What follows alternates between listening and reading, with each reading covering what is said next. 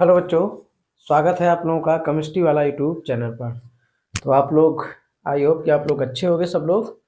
तो आप लोगों की पढ़ाई वढ़ाई चल रही होगी, आप लोग तैयारी कर रहे होंगे। तो आप लोगों को आज की क्लास में मैं बता दूं कि आज की क्लास आप लोगों की 12th क्लास कक्षा 12 की फिजिक्स की क्लास है। और फिजिक्स की क्लास में मैंने आप लोगों को डेरिवेशन शुरू कर दिए हैं, डेरिवेशन की सीरीज शुरू की है। और मैंने डेरिवेशन, पहला डेरिवेशन आप लोगों को गॉस प्रमेय और गॉस प्रमेय को प्रूव करवाया है।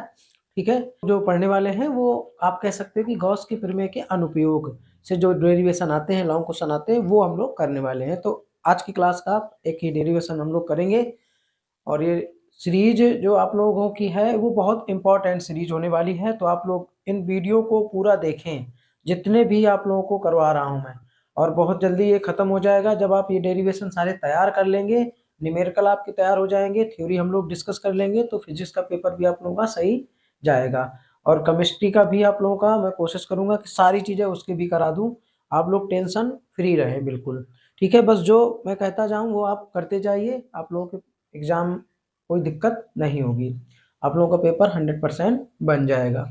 ठीक है, तो चलिए शुरू करता हूं मैं आज की क्लास। क्लास शुरू करने से पहले मैं चाहूंगा कि आप लोग अगर चैनल पर नए हैं तो चैनल को सब्सक्राइब कर दें, बेल आइकन दबा दें, ताकि आप लोगों को नोटिफिकेशन मिल सके। और आप लोगों को ये जो डेरिवेशन की सीरीज है इसको जरूर आप लोगों को देखना है और कॉपी में लिख लिख के सीखना है। जो भी दिक्कत आएगी वो कमेंट बॉक्स में आप लोग अपनी जिम्मेदारी से बता देंगे क्या दिक्कत आ रही है। तो चलिए शुरू करते हैं आज की क्लास। क्लास में जो हम लोगों ने आज का डेरिवेशन करने वाले हैं वो करने वाले हैं, यहाँ पर आप लोगों को हेडिंग है, ये हेडिंग है। और हेडिंग में ये आप लोगों का दूसरा लेक्चर है फिजिक्स की डेरिवेशनों का। तो अनंत लंबाई के एक समान आवेशित सीधे तार के निकट विद्युत क्षेत्र की तीव्रता हम लोगों को निकालना है। अनंत लंबाई के एक तार लेंगे, चालक तार लेंगे आवेशित, और उसके निकट हम लोगों को विद्युत क्षेत्र की तीव्रता निकालनी है। ठीक है, तो उसी से रिलेटेड जो क्वेश्चन आ चुका है बोर्ड पेपर में, सन 2020 में ये क्वेश्चन आया है। और ये आप लोगों का 22 में भी आया है। ठीक है, तो ये क्वेश्चन जो आप लोगों का मतलब इसी से क्वेश्चन तो और आया है, लेकिन इस टाइप का जो क्वेश्चन है, ये जो दो तीन टाइप से आता है, तो मैंने एक ही टाइप का ये लिया हुआ है, बाकी इसी हेडिंग के अकॉर्डिंग था तो वो नहीं लिया। तो क्वेश्चन आप देख सकते हैं, डेरिवेशन ये दूसरा है, डेरिवेशन नंबर दूसरा। गॉस नियम की सहायता से, देखिए गॉस को इस तरीके से भी लिख सकते हैं और उस तरीके से भी लिख सकते हैं। गॉस नियम की सहायता से एक आवेशित लंबे तार के निकट विद्युत क्षेत्र की तीव्रता का व्यंजक प्राप्त कीजिए। तार का रेखीय आवेश घनत्व लैम्डा कूलाम प्रति मीटर है। ठीक है, वो जैसा कि गॉस के नियम की सहायता से, जैसा मैंने आपको बताया कि गॉस के नियम के ही अनुप्रयोग हम लोग करने वाले हैं। पहले इसी चैप्टर के पूरे डेरिवेशन लाइन से चलेंगे। पहले गॉस के प्रमेय के, फिर इसके बाद आप लोगों के संधारित्र, फिर आगे विद्युत चालन, ये सब सारी चीजें लाइन से हम लोग चलेंगे और पूरा खत्म करेंगे लास्ट तक। ठीक है, ये आपको ध्यान देना है। तो हम लोग देखिए, अब इसमें कह रहा है कि एक चालक तार, देखिए मैंने चित्र पहले से बना लिया है, आप लोगों को मैं पूरा कायदे से समझाता हूँ। और डेरिवेशन किस तरीके से तैयार किए जाते हैं ये बहुत माइंड में रखना जरूरी है। तो देखिए, एक चालक तार मैंने लिया है। आप थोड़ी देर के लिए जो बेलन है इसको भूल जाइए, ये मैंने अभी नहीं बनाया है, ये मान चलिए बना ही नहीं। एक चालक तार लिया है जिस पर आवेश की मात्रा आप कह सकते हो Q है, और इसके निकट आर दूरी पर, स्मॉल आर दूरी पर मैंने बिंदु P ली हुई है। जैसा कि कह रहा है निकट ही हम लोग को विद्युत क्षेत्र की तीव्रता निकालना है, और बिंदु P पर ही विद्युत क्षेत्र की तीव्रता निकालनी है। मैंने क्या कहा कि एक मैंने चालक तार लिया है, जिस तरीके से आप यहाँ पर भी समझ सकते हो कि एक चालक तार ये है, और एक चालक तार के निकट आर दूरी पर हमको विद्युत क्षेत्र की तीव्रता निकालनी है, बिंदु P पर मैंने माना है। ठीक है, तो हम लोग क्या करेंगे कि एक बेलनाकार बिंदु P पर विद्युत क्षेत्र की तीव्रता निकालने के लिए हम लोग एक बेलनाकार गॉसियन पृष्ठ की कल्पना करेंगे या खींच लेंगे, जो बिंदु P से जाएगा।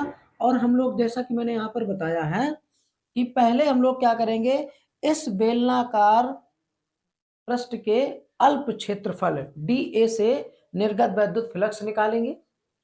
मतलब कि इस बेलन के अल्प क्षेत्रफल dA से निर्गत विद्युत फ्लक्स निकालेंगे, फिर उसके बाद हम उसका समाकलन कर देंगे। ये हम लोगों को काम करना है। ठीक है, पहले हमको क्या करना है, बिंदु P जो P है उसके चारों ओर जो अल्प क्षेत्रफल हम लोग लेंगे, और उसके चारों अल्प क्षेत्रफल डी ए से निर्गत वैद्युत फ्लक्स निकालेंगे। फिर इसके बाद हम लोग क्या करेंगे, उसका समाकलन कर देंगे।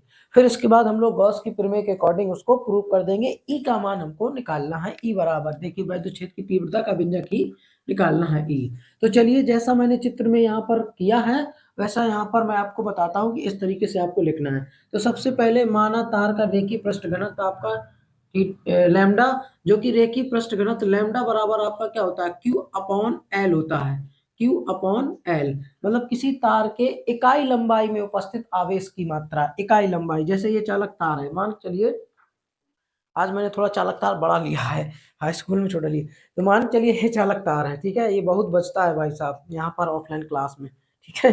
धीरे धीरे कोई दिक्कत नहीं। तो ये मान लीजिए ये चालक तार है। अब इस चालक तार की इकाई लंबाई मतलब 1 मीटर लंबाई पर जितना आवेश की मात्रा होगी वही इसका क्या होगा, आपका रेखीय आवेश घनत्व हो जाएगा, ठीक है। चालक तार की इकाई लंबाई पर उपस्थित आवेश की मात्रा आपकी क्या होती है, रेखीय आवेश घनत्व लैम्डा बराबर क्यू अपॉन एल, इसको याद रखना है। अब जैसा कि कहा है कि माना तार के निकट आर दूरी पर, माना तार के निकट आर दूरी पर बिंदु पी है, वही लिखा है बिंदु पी है जिस पर विद्युत क्षेत्र की तीव्रता ज्ञात करनी है। बिंदु पी पर भी विद्युत क्षेत्र की तीव्रता निकालनी है, ठीक है। और इसके लिए विद्युत क्षेत्र की तीव्रता निकालने के लिए हम क्या करेंगे कि एक एल लंबाई का एक बेलनाकार गॉसियन पृष्ठ खींचते हैं। एल लंबाई का क्या करते हैं, बेलनाकार गॉसियन पृष्ठ खींचते हैं जिसकी लंबाई आपकी एल है, जो बिंदु पी से ही गुजरता है, जो बिंदु पी से गुजरता है। अब बिंदु पी के चारों ओर अल्प क्षेत्रफल डी ए से गुजरने वाला विद्युत फ्लक्स, अब यहां से विद्युत फ्लक्स डी फाई, ठीक है, निकलने वाला विद्युत फ्लक्स डी फाई आप लोग बीचों बीच लिखिएगा और पूरा नीचे तक प्रूव करिएगा कॉपी में। डी फाई बराबर आपका हो जाएगा vector E dot vector A. अब मैंने यहाँ पर आपको अदिश रूप में लिखा है क्योंकि इनकी दिशा क्या है, एक ही दिशा है, मतलब क्षेत्र की और विद्युत क्षेत्र की तीव्रता की, अल्प क्षेत्रफल की विद्युत क्षेत्र की तीव्रता की एक ही दिशा है, मतलब दोनों के बीच का जो कोण है वो थीटा बराबर 0। तो इसको हम या करके लिख सकते हैं डी फाई बराबर E into D A cos theta, जहां आपका थीटा बराबर, क्योंकि देखिए एक ये ई और ए डी ए, ठीक है, कि दिशा समान है या एक ही दिशा में है, आप ऐसा लिख सकते हो। ये क्या है, दोनों एक ही दिशा में है, इनको क्या लिख सकते हो आप, एक ही दिशा में है, एक ही दिशा में है, अतः अर्थात यहां पर लिख सकते हो अर्थात थीटा बराबर आपका 0 हो जाएगा। तो cos 0 का मान देखिए, cos 0 का मान क्या होता है, 1 होता है। तो ये क्या हो जाएगा, डी फाई बराबर आपका, डी फाई बराबर ई इंटू डी ए हो जाएगा, ठीक है। ई इंटू डी हो जाएगा, ये आप लोग जान गए। अब देखिए इतना आपका क्या है, इतना आप लोगों का ये अल्प क्षेत्रफल डी ए से निकलने वाला वैद्युत फ्लक्स है, ठीक है। ये क्या है, इतना आप लोगों का डी फाई बराबर ई इंटू डी ए, ये अल्प क्षेत्रफल से निकलने वाला वैद्युत फ्लक्स है।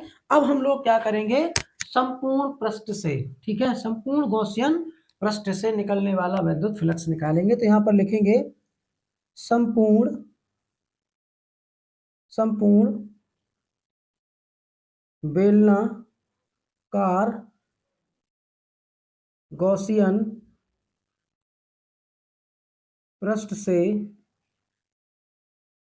गुजरने वाला, गुजरने वाला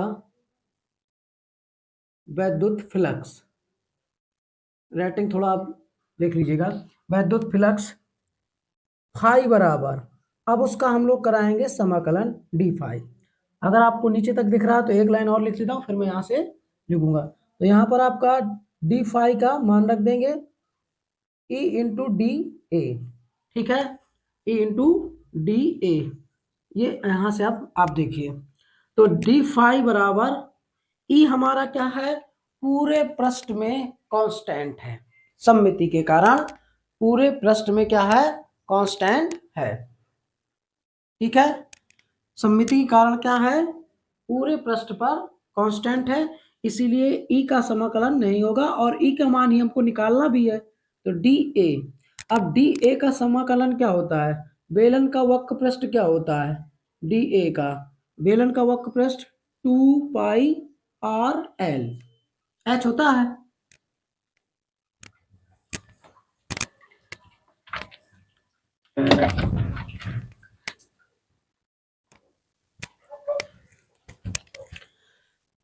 तो बेलन का वक्र पृष्ठ क्या होता है आपका 2 पाई आर एल, तो डी ए का समाकलन वक्र पृष्ठ के बराबर हो जाएगा आपका। तो यहाँ पर हम लोग क्या करेंगे, फाई बराबर यहाँ पर आपका क्या हो जाएगा, फाई बराबर ई इंटू 2 पाई आर एल। ठीक है, ई इंटू 2 पाई आर एल। अब देखिए इसको हम लोग अभी अगर देखें तो इसी को मान लीजिए समीकरण 1, क्योंकि अभी हम इस वजह से मैं इसको थोड़ा सा नहीं मानने की कोशिश कर रहा था, क्योंकि अब हम लोग समतल पृष्ठ से निकालेंगे। तो ध्यान से समझिएगा, इसके समतल पृष्ठ से निकलने वाला विद्युत फ्लक्स शून्य होगा।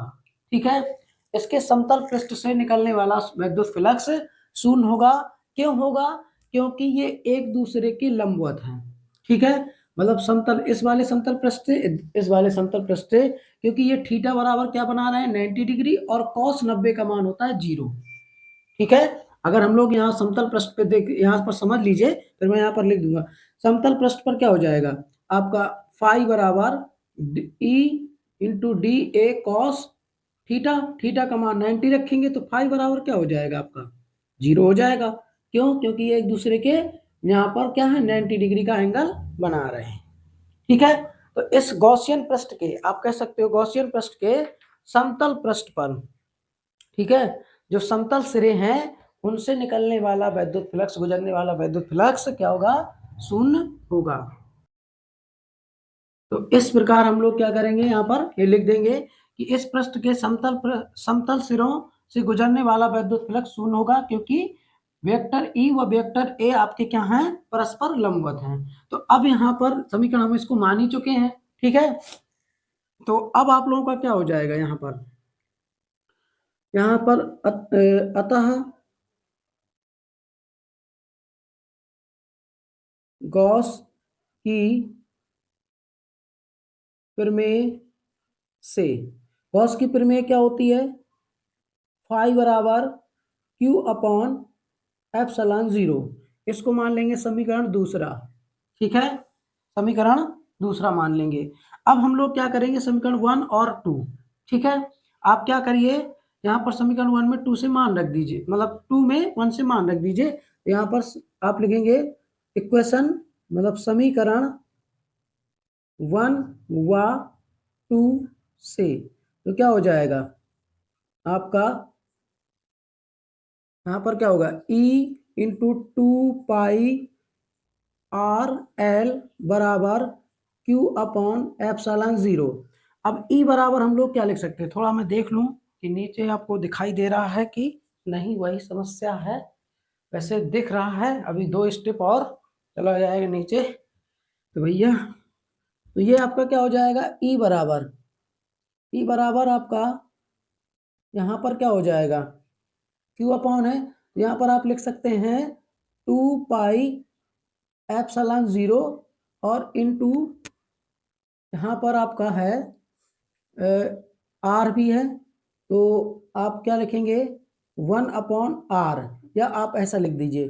ठीक है, यहाँ पर अभी आर लिख दीजिए, आर और into Q upon L, Q upon L. अब यहाँ से समझिएगा आप। ठीक है, हम लोग क्या करेंगे, ऊपर नीचे 2 का मल्टीप्लाई भी कराएंगे।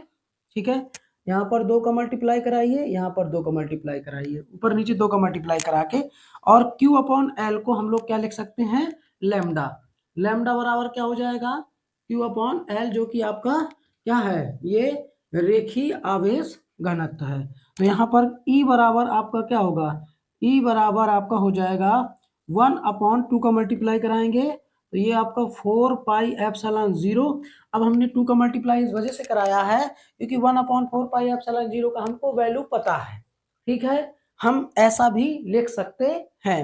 ठीक है, ये ध्यान रखना है, 2 का मल्टीप्लाई कराए बिना भी हम लोग लिख सकते हैं। तो यहाँ पर क्या हो जाएगा 2 लैम्डा, क्योंकि हम लोगों ने क्या किया, Q/L को क्या लिख दिया, हमने लैम्डा लिख दिया अपॉन R।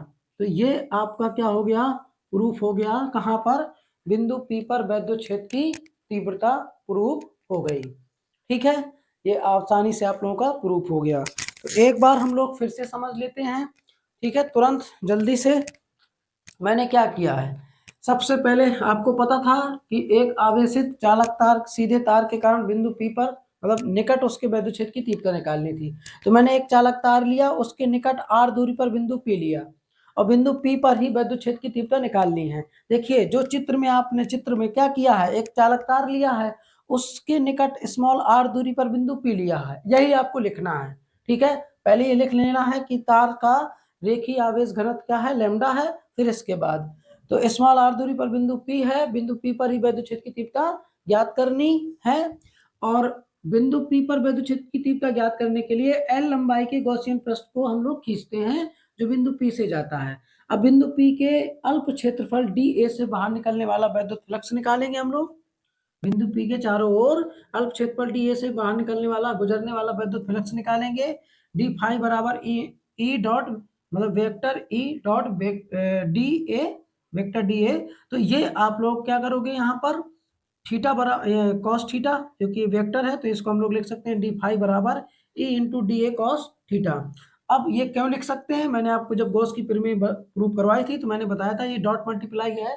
अगर दो सदिशों का, ठीक है, दो सदिशों का डॉट गुणा क्या होता है आपका, जैसे वेक्टर ए है, यहाँ पर आप समझ सकते हैं vector A dot vector B को हम लोग क्या लिख सकते हैं, ए बी कॉस थीटा। तो उसी के अकॉर्डिंग मैंने यहाँ पर ये लिखा हुआ है। अब यहाँ पर थीटा बराबर क्या है, थीटा बराबर है भाई साहब 0। क्यों है, क्योंकि ई वेक्टर ई और वेक्टर ए डी ए जो क्षेत्रफल है आपका वो एक ही दिशा में है, मतलब इसी दिशा में है यहाँ पर। ठीक है, वो एक ही दिशा मतलब अनुदेश है। ठीक है, सेम दिशा है उनकी। तो क्या हो जाएगा, cos 0 का मान आपका 1 होता है, तो डी फाई बराबर ई इंटू डी ए। ये आपका आ गया अल्प क्षेत्रफल से। अब हम लोग संपूर्ण गॉसियन पृष्ठ से निकालेंगे। संपूर्ण का मतलब इधर से भी, इधर से भी, यहाँ से भी। ठीक है, तो देखिए संपूर्ण से निकालेंगे तो ये जो वक्र पृष्ठ है वहां से निकालेंगे तो आपका क्या हो जाएगा, हम लोग समाकलन कराएंगे डी फाई का।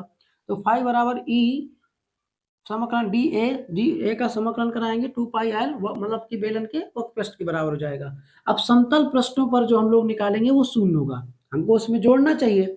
हमको क्या लिखना चाहिए, हमको इसको φ1 मानना चाहिए और इन दोनों को φ2 मानना चाहिए, फिर जोड़ना चाहिए, तब समीकरण 1 मानना चाहिए। लेकिन मैंने ऐसे ही 1 मान लिया है, आप लोग भी मान लीजिएगा। और ये वाली लाइन जरूर लिख दीजिएगा कि समतल पृष्ठ के समतल सिरों से गुजरने वाला वैद्युत फ्लक्स शून्य होगा, क्योंकि वेक्टर जो क्षेत्रफल डी ए और वेक्टर ई वैद्युत क्षेत्र वो सॉरी वैद्युत क्षेत्र इन दोनों परस्पर क्या है, लंबवत है, मतलब कि एंगल क्या है 90 डिग्री है, जो मैंने आपको यहाँ पर समझाया भी है। ये देखिए, ये मैंने आपको समझाया है किस तरीके से। फिर हम लोग क्या करेंगे, गॉस की प्रमेय लेंगे, इसके बाद बाकी आपका कैलकुलेशन है, आप प्रूव कर सकते हैं।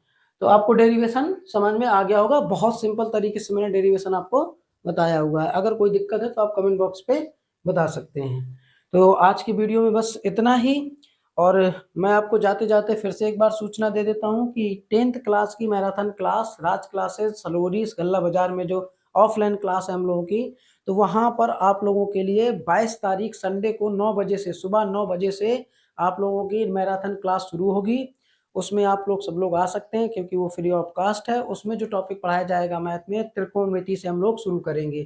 ठीक है, जो सर हैं वो त्रिकोणमिति से शुरू करेंगे। आज मैंने आप लोगों को टॉपिक भी बता दिया है, मैं एक बार फिर से रिपीट कर देता हूँ। संडे को 22 तारीख को, 22 तारीख मतलब संडे है, सुबह 9 बजे से मैराथन क्लास शुरू होगी ऑफलाइन क्लास में, जो कि आप लोगों के प्रयागराज सलोरी गल्ला बाजार में राज क्लासेस में हम लोग क्लास ऑफलाइन हमारी चलती है। तो वहाँ पर आप लोगों की मैराथन क्लास ये होने वाली है। तो आप लोग फ्री ऑफ कॉस्ट है, आप लोग सब लोग आ सकते हैं, पढ़ सकते हैं और उसके बाद पढ़ने के बाद घर जा सकते हैं। तो आज के वीडियो में बस इतना ही। आप लोगों का बहुत बहुत धन्यवाद। अगर आप चैनल पे पहली बार हैं तो चैनल को सब्सक्राइब जरूर करें और आप लोग कमेंट में बताएं कि और आप लोगों को कौन सी दिक्कतें हो रही हैं।